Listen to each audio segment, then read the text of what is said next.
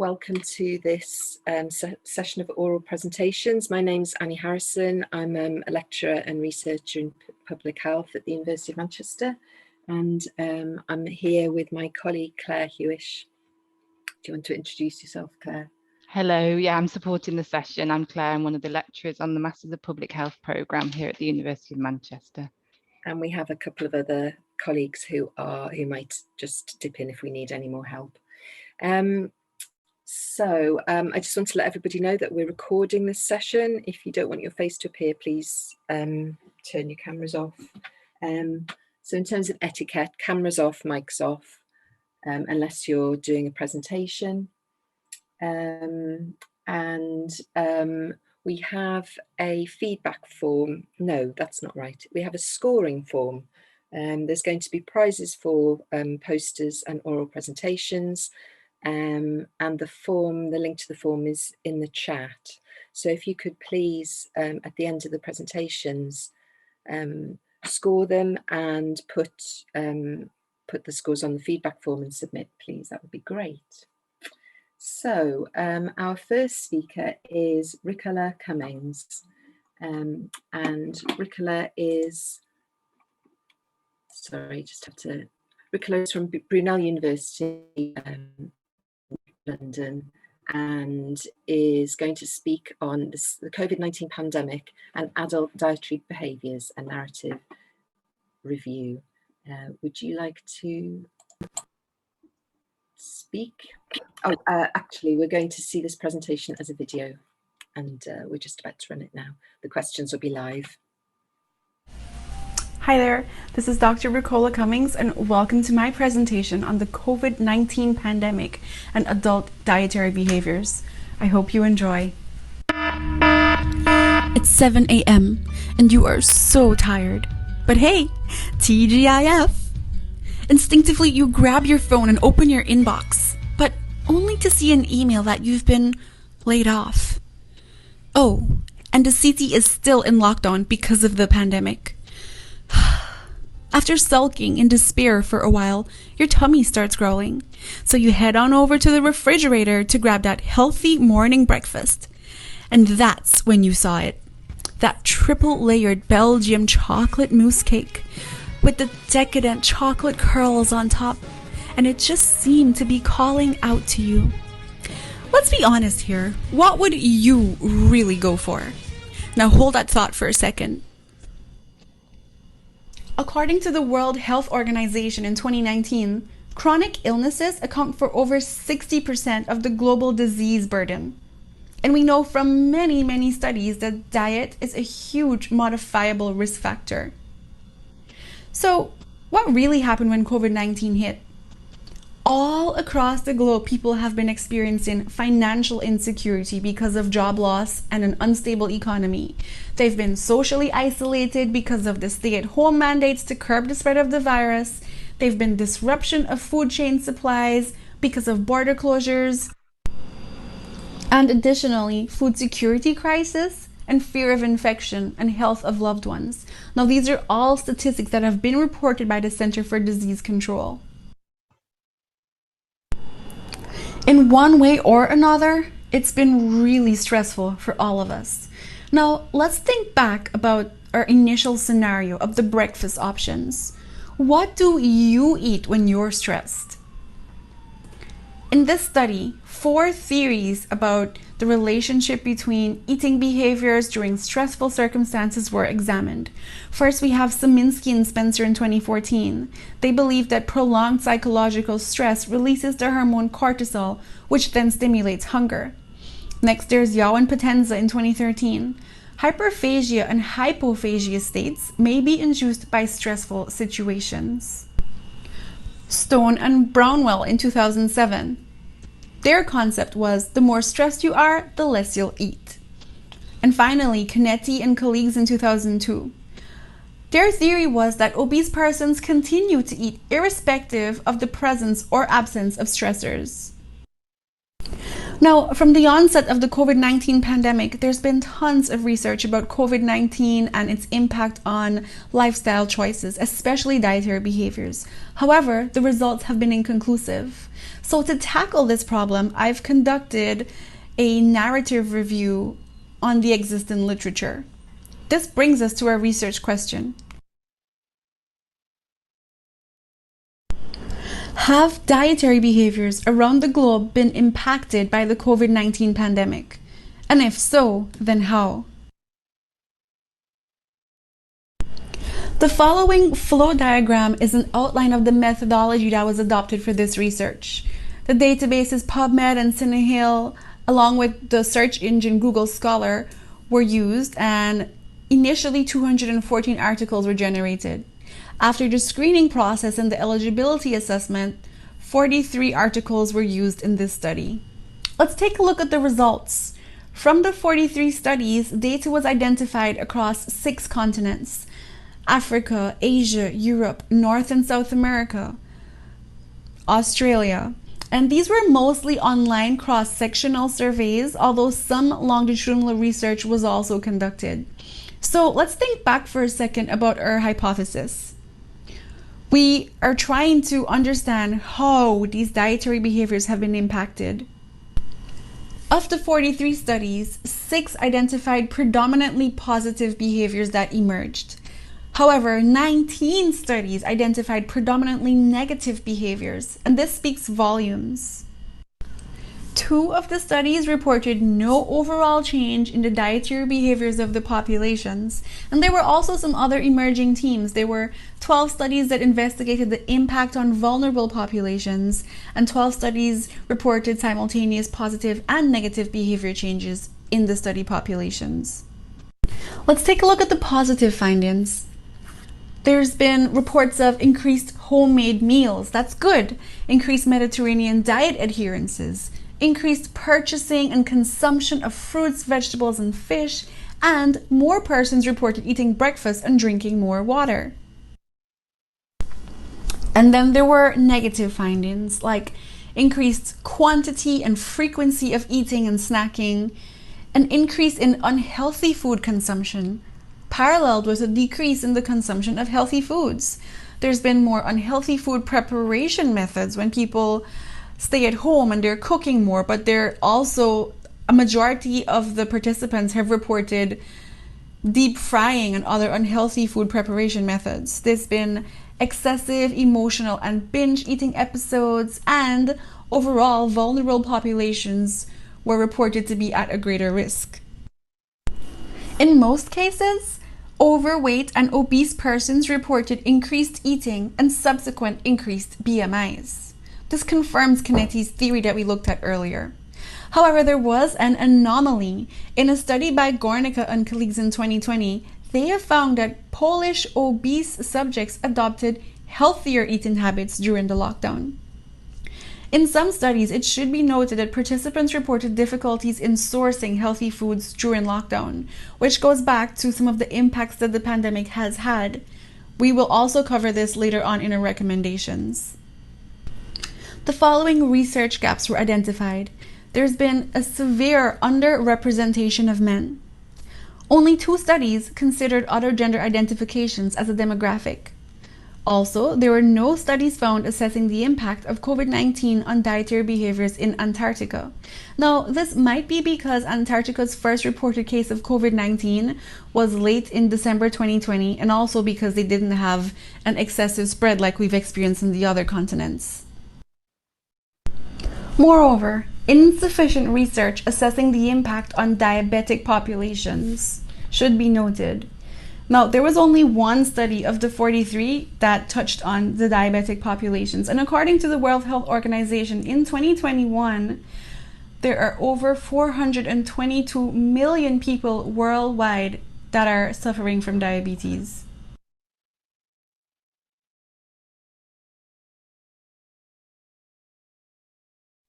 This brings me to my conclusion. During stressful situations, individual food intake differs. Now, this supports the theories of Yao and Potenza in 2013. But let's think about this for a second. We have looked at some of the positive findings reported by the participants and some of the negative findings reported. Now imagine this, if you're staying at home and you are increasing homemade meals, but then on the other side, what you're eating every day is fancy French fries with lots and lots of gravy. That negative does outweigh the positive, right? So I'm not saying this is an exact equation, but overall, on a global scale, the adverse effects of the pandemic on dietary behaviors far outweigh the positives. It's important to understand that there are way more complex factors involved in influencing dietary behaviors than just simply raising awareness. Although that is really important.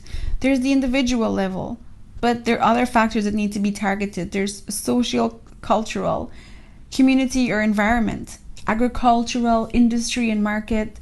There's government and also global context. These findings bear weighty implications for possible long-term metabolic consequences and cardiovascular diseases. In the absence of pragmatic efforts to address these concerns, a pandemic of chronic illnesses awaits us in the future. As we heard earlier, the current trajectory is over 60%. Health workers, policymakers, political bodies, if you are watching this right now, then you are uniquely positioned to make an impact. Check out the next slide for recommendations.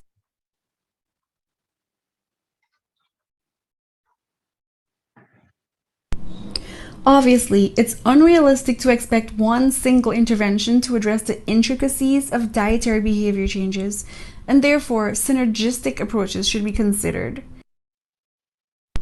For future research, we need to understand reasons for decrease in healthy food consumption. We also need qualitative data and longitudinal studies. For public health, fresh fruit can be substituted for sweet snack cravings. We also need to be mindful of portion sizes and to follow safe food practices. Personal home gardens can be considered, and we should limit consumption of fat, sugars.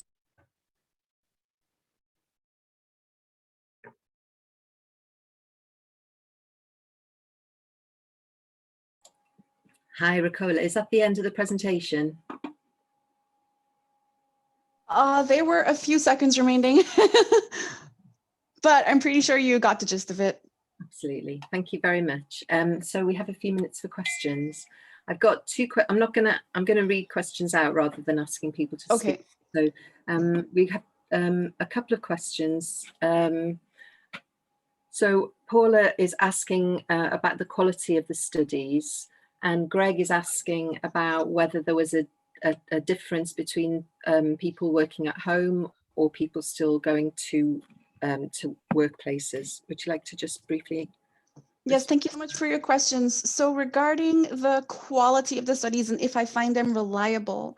So first of all, the studies that were chosen were strictly based on the results from the search engine and the eligibility criteria, the screening, inclusion, exclusion criteria. So for their reliability, some of them were very robust. So in my report, I have attached an additional SURE checklist in the appendix, which gives like a comprehensive overview on how robust the study was, but there were some with pretty significant results that were really robust. So I hope that answers your question. Thank you. And there was another question about the difference between home workers and people going to work. And also somebody's asking about eating disorders, whether those were considered by any of the studies. Okay, great. Thank you so much. So the majority of these studies were conducted at the onset of the pandemic. So that would be like when it just hit. So unfortunately, the studies did not distinguish whether the participants were working from home, but this is also a reason why I had recommended longitudinal follow-up studies to confirm causality. And we don't have any studies that were showing the impact on the different waves of COVID-19. So for many places, people had started working at home, but they have transitioned back out, but we don't have any long studies to find out if these behaviors have remained constant or if it had fluctuated to, so that's also a gap in research. And the question about eating disorders, whether that was considered by any of the studies? Yes, there were 5 studies in the report that did touch on eating disorders, and for the majority of them, it showed that they have been predisposed to way severe conditions. So for people with anorexia, like they have reported, because there are some studies that were using qualitative data, and they had reported going for days on end without eating anything because they felt lack of accountability because there was not that social connection. And those people they were like binging, they just went on forever and ever, just eating more, because again, there was no accountability. That was based on their reports.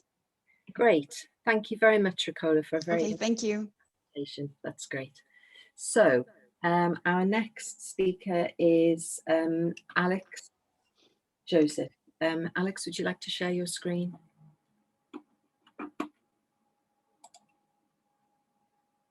Oh, you're on mute, Alex.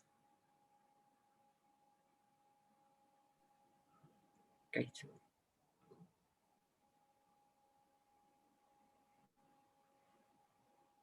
Thank you. So Alex's presentation is on the efficacy of homeopathic prophylaxis arsenicum album against COVID-19, and that's a cluster randomized controlled trial. Thank you. Take us away, Alex. Yeah, thank you for this opportunity, and very good afternoon from India. These are my collaborators, Dr. Padma Venkat and Dr. Roshni Mary Peter. We are from one of the largest private funded universities in India, SRM Institute of Science and Technology.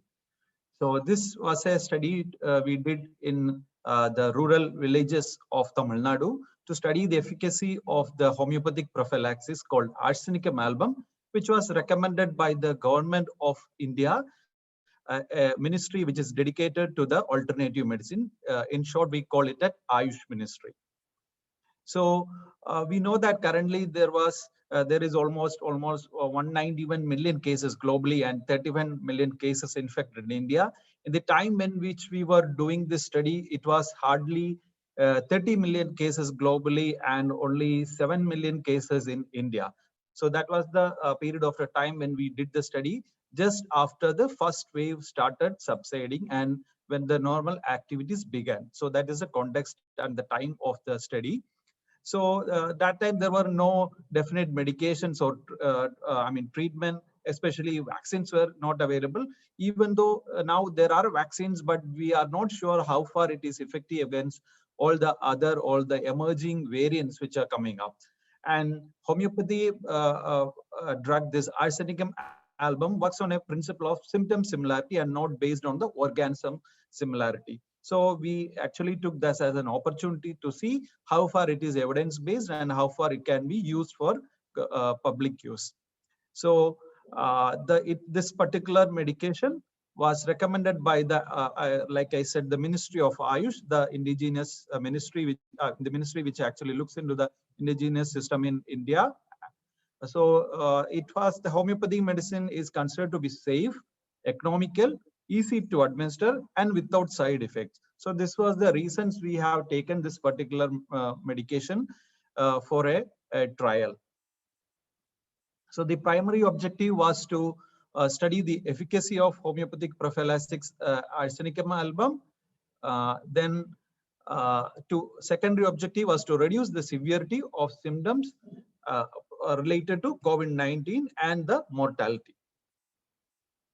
So some of the basic information, this was funded by the Government of India Ministry of Ayush by the extramural scheme, and the technical approval of the project was done from New Delhi under the chairmanship of the Secretary Ministry of Ayush, Government of India. Ethical approval was taken from SRM Medical College and Research Center, Katangulattur. And it was registered in the Clinical Trial Registry of India. The duration of the study was 6 months, and there is no conflict of interest to declare. So coming to the methodology of our study, we did a cluster randomized controlled trial, and the sample size was arrived at 5,000 each arm. So this is a community-based or a community trial. So we had a larger sample size. So we have 5,000 each arm, and so the proposed study sample was 15,000. So coming to the study design, it is a randomized cluster allocation, and the clusters were generated by the computer generated random codes. The intervention was parallel assignments, and the masking was there. The participants, the outcome assessor and the trial coordinator were unaware of the allocations. The primary purpose was prevention of influenza-like illnesses. So the inclusion criteria were people who are 6 months and older in the study area. The exclusion criteria was people who are already positive and tested to be positive by the RT-PCR test. Diseases like cardiovascular diseases, HIV, AIDS, cancer, and other diseases who are likely to be immunocompromised were also exempted from the study. People on immunosuppressant medication was also exempted from the study. And any person who was participating in similar studies were also excluded. And the duration we are given for the a short period of 3 months. And people who are, in their opinion of the investigator, who are unlikely to complete were also not included. So those concern my exclusion criteria. Looking at the medications or the type of medication we are given, we procured this from the Kerala State Homeopathic Pharmacy. That is one of the state-owned pharmacy. And we had Saccharum latus as the placebo and Arsenicum album 230 potencies as the 2 doses. One was for sugar pellets were used. That was medicated sugar pellet. Other was medicated by plain liquor. Then route of administration was oral. And coming to the study settings, this is done in a rural community in Katangulathur block, Chengalpet, Tamil Nadu state of India. And we had chosen this particular area because it was considered to be a red zone because of the most number of cases reported during the first wave. So we had almost 29 villages covered for this particular study and divided into 3 clusters.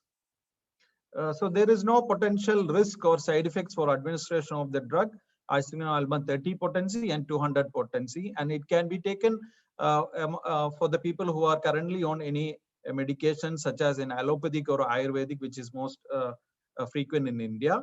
And this particular drug is under Scheduled Y Drug and Cosmetic Acts of 1940. So this is a drug which has been in use for many years in India. So we used a weekly surveillance data for getting the details of the individuals after the drug was administered. So statistical methods we use per protocol principle analysis.